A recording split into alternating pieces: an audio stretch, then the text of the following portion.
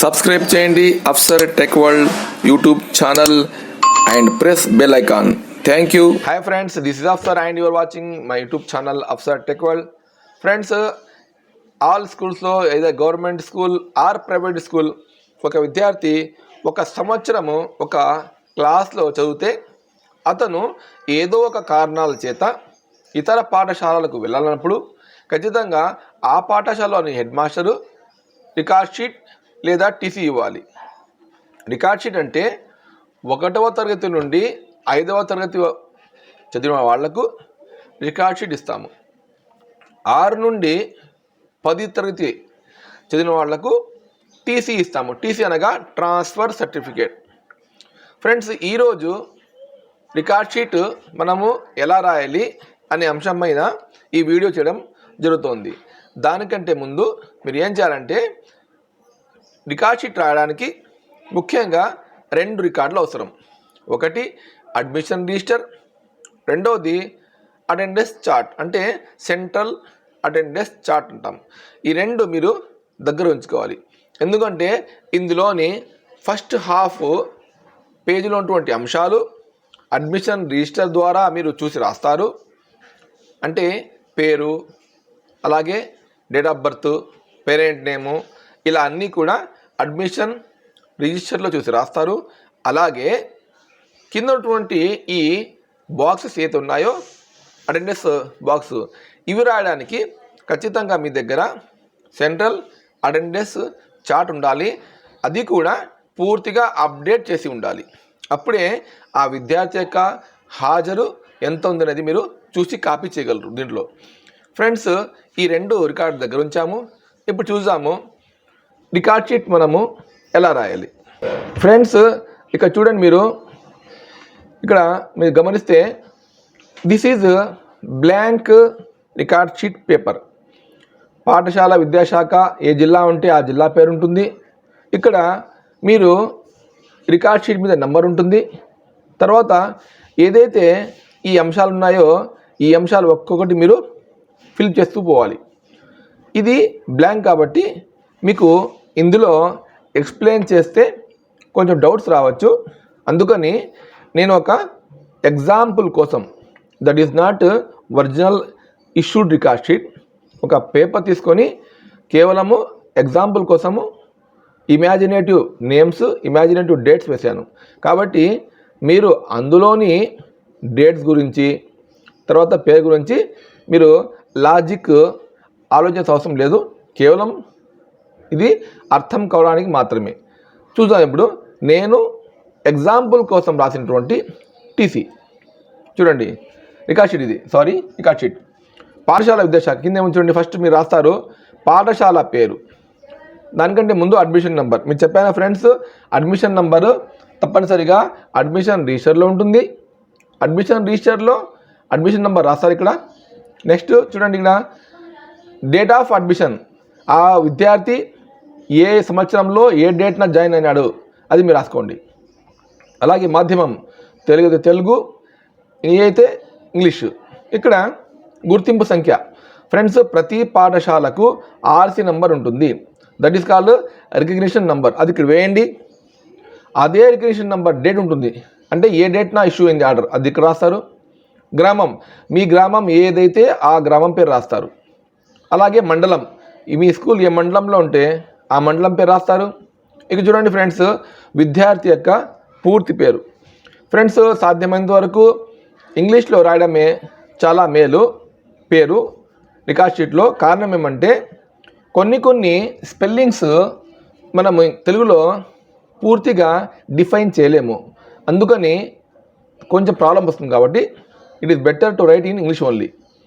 చూడండి, ఇవి పొడి అక్షరాలు రాయాలి, అంటే క్యాపిటల్ లెటర్స్. అమ్మాయి పేరు రాశాను. అలాగే విద్యార్థి ఐడి నెంబర్, ఇది కూడా చైల్డ్ ఇన్ఫో లేక స్టూడెంట్ ఇన్ఫోలో తీసుకొని ఇక్కడ ఖచ్చితంగా రాయాలి విద్యార్థి ఐడి నెంబర్. అలాగే విద్యార్థి ఆధార్ కార్డ్ నెంబర్ ఇక్కడ రాయాలి. 10th వన్ ఏముంది, రేషన్ కార్డ్ నెంబర్. ప్రతి విద్యార్థికి రేషన్ కార్డు ఉంటుంది కాబట్టి అది రాయాలి. అలాగే డేట్ ఆఫ్ బర్త్ ఇలా నీట్గా కనిపించేలా రాయాలి. దాంతోపాటు ఇలా అక్షరాల్లో రాయాలి. చూడండి 9th ఆగస్టు 2010 ఇలా రాయాలి. తర్వాత మతం రాయాలి, అలాగే కులం కూడా రాయాలి. తండ్రి పేరు పూర్తిగా రాయాలి, ఇంటి పేరు సహా. ఇంటి పేరు తల్లి పేరు కూడా ఇంటి పేరు. నెక్స్ట్ సంరక్షకుని పేరు అంటే గార్డియన్ నేమ్.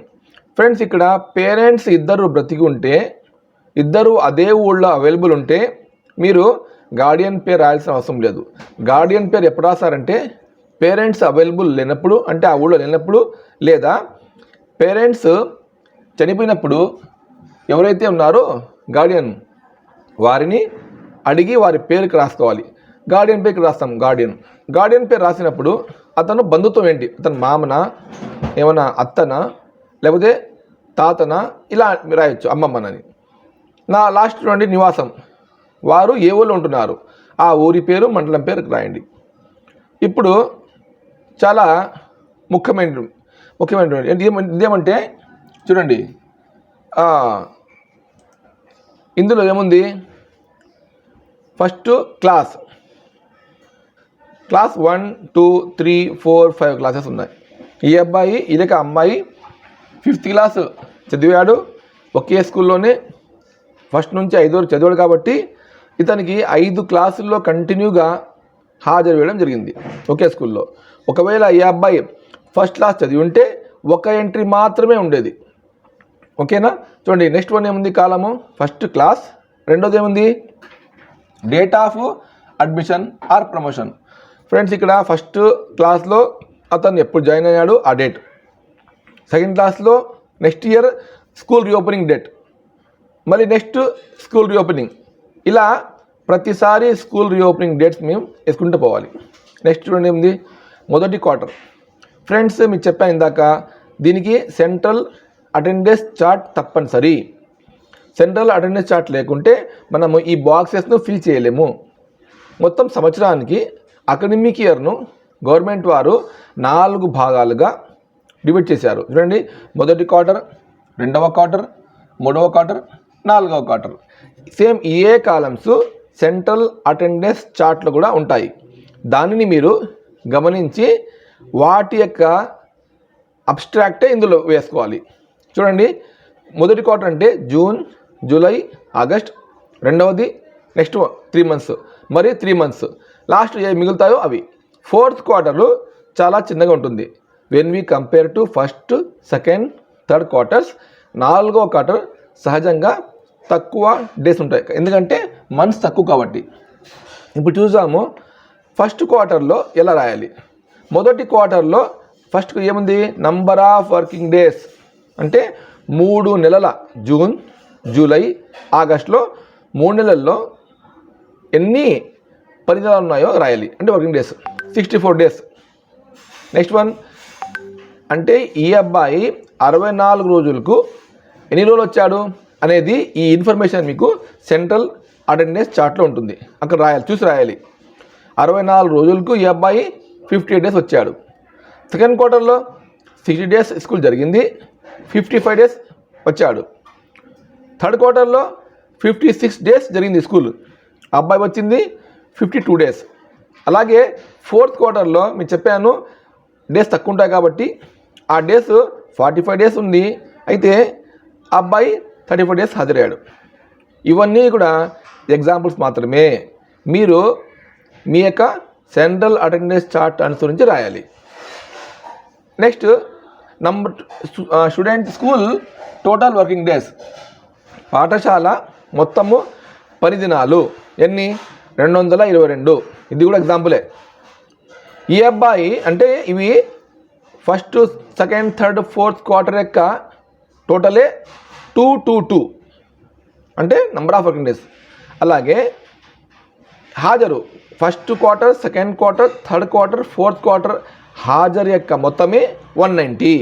ఇలా మీరు ఇలా కౌంట్ చేయాల్సిన అవసరం లేదు, ఎందుకంటే నేను కేవలం ఎగ్జాంపుల్ కోసం మాత్రం ఇక్కడ నేను రాశాను, కానీ మీరు మాత్రము ఖచ్చితంగా యాడింగ్ చేసి వేయాలి. 190 days అని ఇది ఎగ్జాంపుల్ నాది. ఓకే, లాస్ట్ ఏమో చూడండి, వార్షిక రిపోర్ట్. యాన్యువల్ రిపోర్ట్ ఏముంది, యాన్యువల్ రిపోర్ట్ పాస్ అని రాయొచ్చు, లేకపోతే ప్రమోటెడ్ అని రాయొచ్చు. రాసాము, లాస్ట్లో హెచ్ఎం గారి ఇనిషియల్ లేక సైన్ చేయాలి. ఇలానే ఇదే కాలము 1 2 3 4 5 ఫాలో కావాలి. ఓకే, లాస్ట్లో ఏముంది 19 విద్యార్థి నడత అంటే కాండక్ట్ ఆఫ్ ద స్టూడెంట్. కొంతమంది గుడ్ రాస్తారు, కొంతమంది సాటిస్ఫాక్టరీ రాస్తారు, ఏమైనా రాయొచ్చు. అలాగే తరగతి కోర్సు పూర్తి చేసిన తేదీ, జనరల్గా last working day of school is date of completion of course 24/4/2021.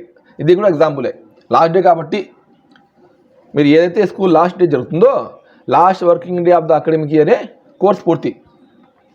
పాఠశాల లీవ్ అంటే date of leaving the school, ఎప్పుడు వదిలి వెళ్ళాడు అబ్బాయి అదే డేట్ వేసుకోవచ్చు. లేదు కొందరు ముందే వెళ్ళింటారు కాబట్టి ఏదైనా సరే ముందుంటే ముందు రాయండి, అదే ఉంటే అది రాయండి. ఫ్రెండ్స్ చూడండి, ఇది గుర్తింపు చిహ్నములు identification marks. Identification marks compulsory వేయండి, ఎందుకంటే హై స్కూల్లో వెళ్ళినప్పుడు వారికి అవి మోల్స్ అనేది చాలా చాలా అవసరం కాబట్టి ఖచ్చితంగా రికార్డులో నమోదు అంటే ఓకే.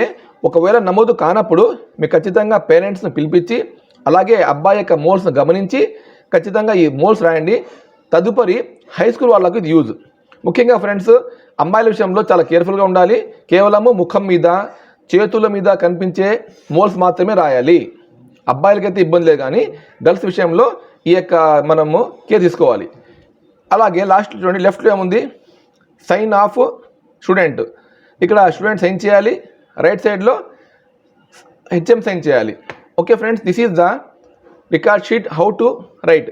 ఈ రికార్డ్ షీట్ మీరు ఇచ్చేటప్పుడు ఇక మీ యొక్క రికార్డ్ షీట్ బుక్లో కూడా పక్కన సైన్ చేసుకోవాలి.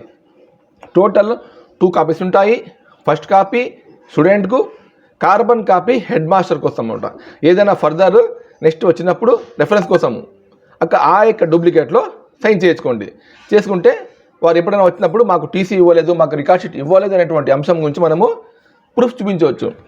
Okay friends, this is the video how to right record sheet of primary school. Thanks for watching.